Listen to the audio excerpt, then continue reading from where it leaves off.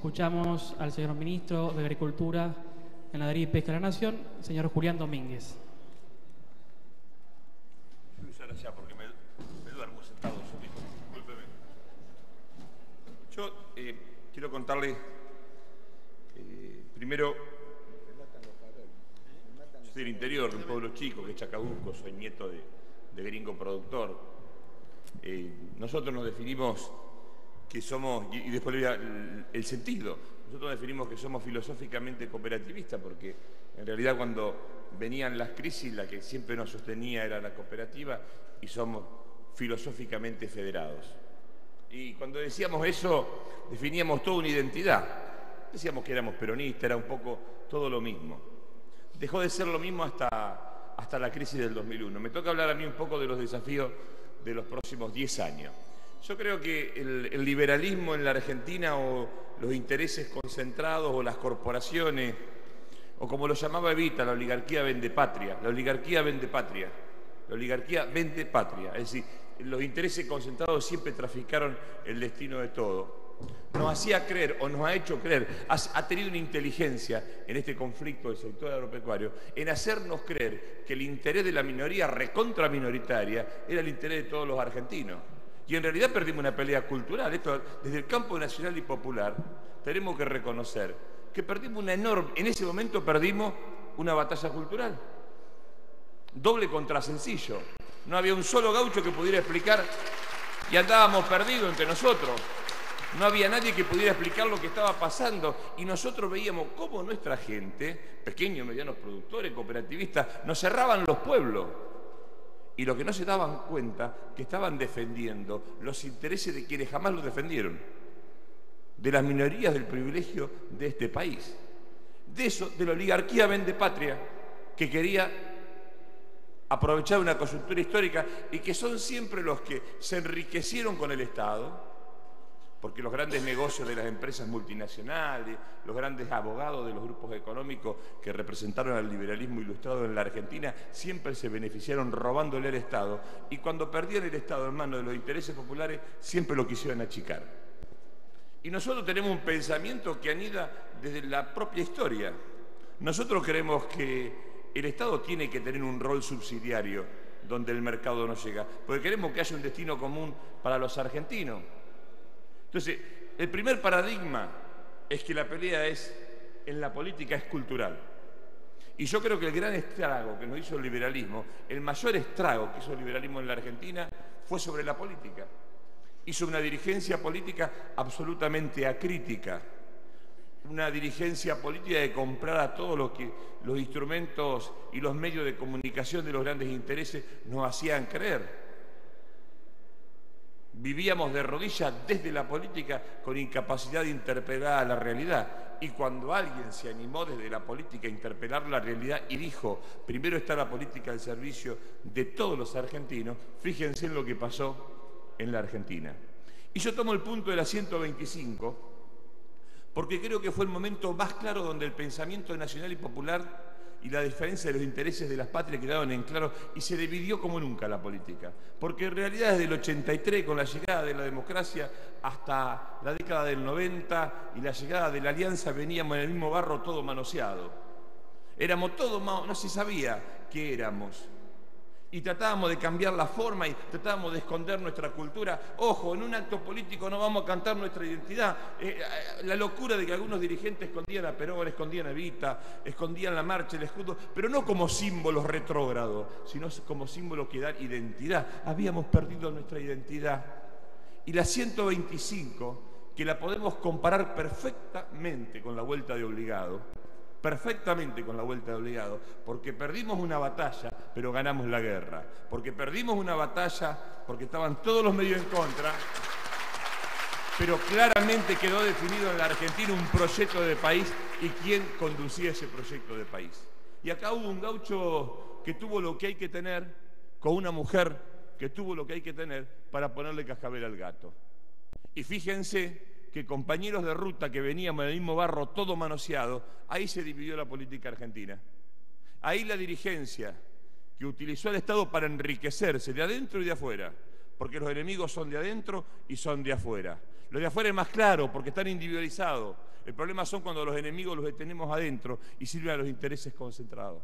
Y en ese momento quedó de cara al país claramente definido quién defiende un modelo de país donde el Estado es el árbitro, el articulador de intereses, y un modelo de país. ¿Quiénes defienden un modelo de país donde en el altar del individualismo colocan al multimedio, Clarín, Nación, como expresión de esos grandes intereses que sometieron de la forma más asquerosa y repugnante a la política? Y la política y los militantes de la política, si de algo tenemos que culparnos, es que perdimos el juicio crítico, la incapacidad de interpelar la realidad. ¿Y qué ha nacido a partir de la 125?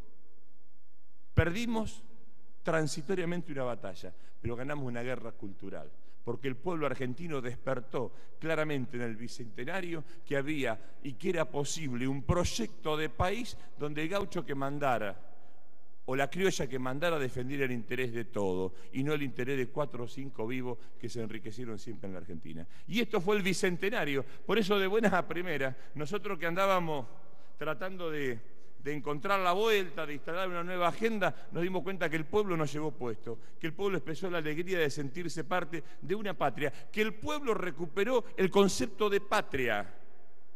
Y ¿saben qué? El liberalismo es absolutamente inteligente. Nosotros, que somos gringos del interior, que claro, en el interior hacemos la fiesta del pueblo, pero cuando hacíamos la fiesta del pueblo parecía que en la cultura dominante éramos gringos ordinarios. Cuando festejábamos nuestras cosas, cuando se bailaba folclore, parecía que hacíamos cosas que nada tienen que ver y éramos expresiones aisladas. Cuando alguien enseñaba a bailar folclore, o cuando venía alguien que usaba las cosas que usa un gaucho, o cuando íbamos a una domada, eran expresiones que quedaban reducidas en los últimos años a grupos minoritarios, a gringos aislados. Hoy, gracias a Dios, y gracias a este quiebre que hubo en la Argentina, hubo un resurgir de todas aquellas expresiones que tienen que ver con la nacionalidad de nuestros padres, de nuestros abuelos, de nuestros bisabuelos, con el amor a la tierra, porque empezó a aparecer la historia simple, la historia sencilla, pero la más hermosa porque es nuestra. Y lo que no tenemos que permitir después de esta discusión es que nos roben esta historia, que es la más nuestra.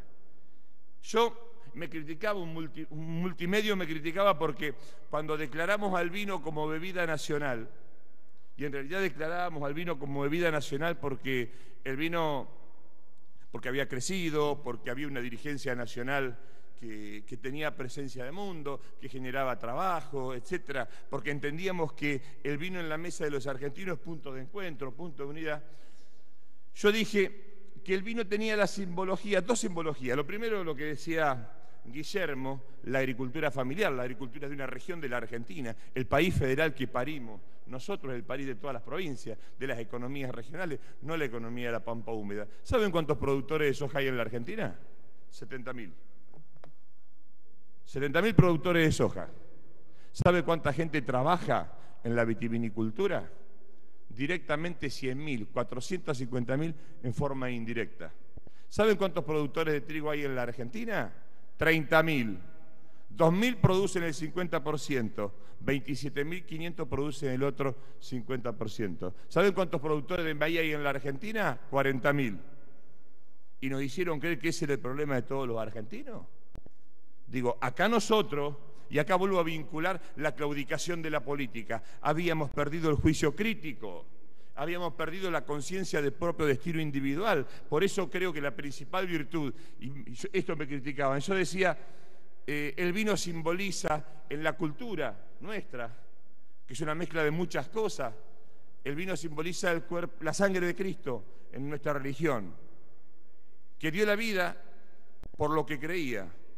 Kirchner dio la vida por lo que creyó. Por eso yo quería que Ider esté presente, porque la pelea de Kirchner, el sufrimiento de Kirchner, la lucha de Kirchner tuvo mucho que ver con un momento de la historia y por esa razón dio la vida por las cosas en las cuales creía. Y fíjense lo desgraciado que son los grupos económicos. Perón, que era un viejo sabio, decía, mire, explicaba con cosas simples las cosas raras. Decía, mire, para darse cuenta cómo anda el campo, fíjense cuánto vale. Para darse cuenta, comando del campo, fíjense cuánto vale. En Chacabuco hace 10 años el campo valía $1000. Hoy vale 15, 16, 20, lo que quieran, porque nadie vende. En Córdoba, en Leones, donde es la ciudad del dirigente máximo del cooperativismo, Leones, $22.000 nos decía el año pasado, este año $30.000 la hectárea y no consigue nadie que quiera vender. Entonces quiere decir que al campo no le va mal. Pero está bien que le vaya bien al campo. Está bien. Lo malo es que el campo desconozca el rol que el Estado tiene como articulador de sus intereses. 2 datos. 32.400.000 hectáreas. Este año nos tocó a nosotros, para maldición de la oligarquía, ser nosotros quienes produzcamos el milagro de los 100 millones de toneladas. Lo que la oligarquía imaginó poder celebrar, los peronistas lo celebramos en el año del Bicentenario. Son cosas de la historia. Son cosas de la historia. Y Guillermo, el 8 de diciembre, yo cuando asumí el ministerio, digo, ¿cuánto duraremos acá? La verdad que ese era un potro más difícil de domar. Entonces le dije, mira, si llegamos al 8 de diciembre, vamos a poner la imagen de la Virgen de Luján, que a mí siempre me acompañó, como una señal muchas veces de debilidad personal, de pedirle que me ayude y que me ilumine. Entonces, el 8 de diciembre cumplimos. Pero le voy a contar esta anécdota porque es muy graciosa, cómo la cultura, cómo nuestros valores se mezclan en el fondo con la lucha de las causas nobles. Empezamos a hacerle ahí ¿viste toda esta historia del agua, de que el agua canaliza la mala energía? ¿Qué sé yo? Digo, en este ministerio hay gualichu por todos lados, vamos a poner una fuente con agua que canalice la mala onda en el medio de la Virgen y que limpie todas las cosas raras. Cada vez que venía a la mesa de enlace yo le ponía la Virgen, pero en serio le digo, estoy contando una anécdota que es real. Entonces viene Guillermo, se había muerto Néstor, viene Guillermo y me dice, che, dice, tenemos que ponerle un busto a Néstor. Bueno, dale, vamos. ¿Y cómo hacemos? Y el 8 de diciembre vamos a poner el busto de Néstor con la Virgen. Para nosotros tenía sentido. Claro, ya habíamos invitado, a través de la Secretaría de Culto, al arzobispo de Luján.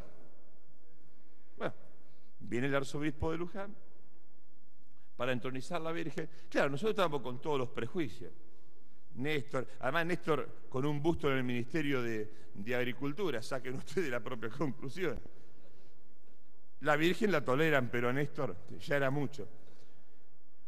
Cuando estábamos ahí, la hicimos el día 7 porque el 8 era feriado, cuando estábamos ahí le decimos al arzobispo, mire, nosotros tenemos pensado también después de la bendición de la Virgen,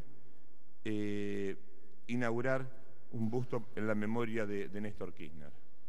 ¿Y saben qué nos dijo? Mire, y se conmocionó el arzobispo, para sorpresa nuestra. Se conmocionó porque dijo, el primer decreto que firmó Néstor Kirchner fue la restauración de la Basílica de Luján. Y no solamente lo bendijo y rezó por él con una profunda emoción. Y ahí yo pensaba el valor de nuestra cultura, el valor de nuestra identidad. Nos habían robado hasta los símbolos en esta lucha por la defensa que nosotros teníamos de la posición de nuestro gobierno y ellos porque se resistían a que el Estado interviniera como intervino en el conflicto agropecuario.